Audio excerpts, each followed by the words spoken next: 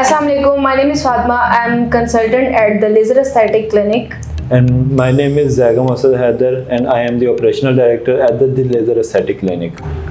मैं आज आपको अपने क्लिनिक में जितने भी ट्रीटमेंट्स हैं उनके बारे में आपको गाइड करना चाहूँगी, जिसमें हम लोग laser hair removal, hydrafacial, HIFU, weight loss and many more.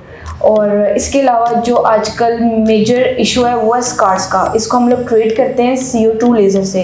और मिस्टर जैगम आपको CO2 लेज़र के बारे में ब्रीफ करेंगे कि क्या होता है और इससे हम किस किस चीज़ को ट्रीट कर सकते हैं। जी थैंक यू मिस फातिमा। जो CO2 लेज़र मशीन है इससे हम पोस्ट एक्ने स्कार्स को कवर करते हैं, बर्थ मार्क इससे हम कवर करते हैं, जो हमारे स्ट्रेच मार्क्स होते हैं, स्किन रिजुविनेशन होती है, स्किन टाइटनिंग होती है, ये हम प्रोसीजर इससे डील करते हैं।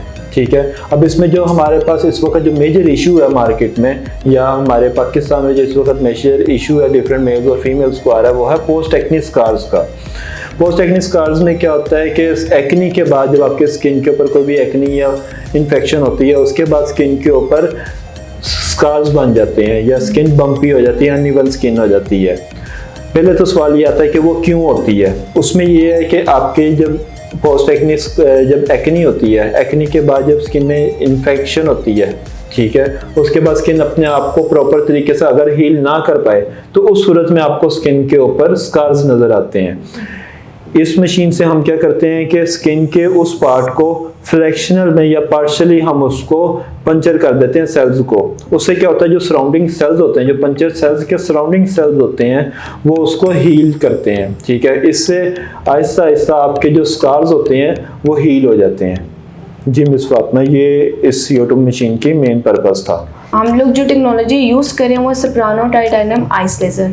इसके लिए सेशंस रिक्वायर्ड होते हैं, usually 6 to 8 to 10 sessions required होते हैं। और सेशंस कंप्लीट होने के बाद 70 to 80% आपकी हेयर ग्रोथ ख़त्म हो जाती है, इसमें रिडक्शन हो जाती है। हम लोग 100% हेयर ग्रोथ ख़त्म नहीं कर सकते क्योंकि ज़ाहिर है ये नेचुरल प्रोसेस है। आप कभी भी नेचुरल चीज़ को 100% ख़त्म नहीं कर सकते, लेकिन इसके आप रिडक्शन कर सकते हो।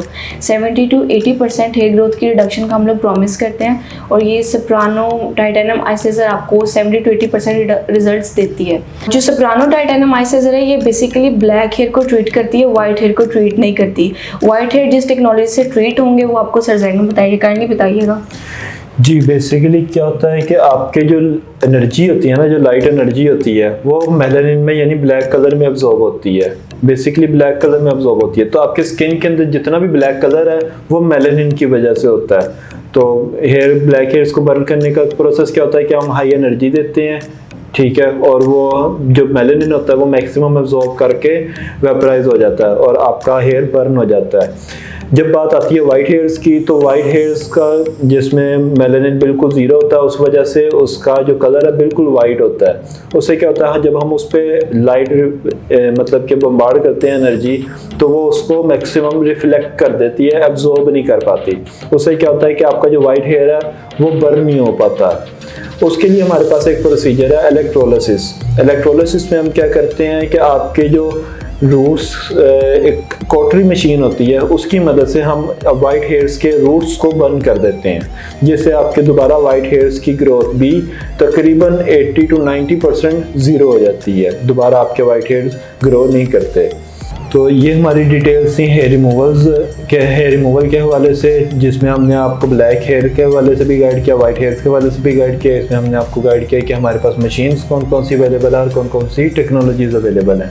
जी मिस फातिमा, इसके अलावा बाकी भी जो हम लोगों के ट्रीटमेंट्स होंगे हम उसकी भी डिटेल्स इसी तरह आप लोगों तक पहुंचाते रहेंगे। और बाकी डिटेल्स के लिए आप काइंडली हम लोग के सोशल मीडिया पेज को फॉलो करें और कॉन्टैक्ट नंबर मेंशन है, आप काइंडली कॉन्टैक्ट कर लें। Thank you.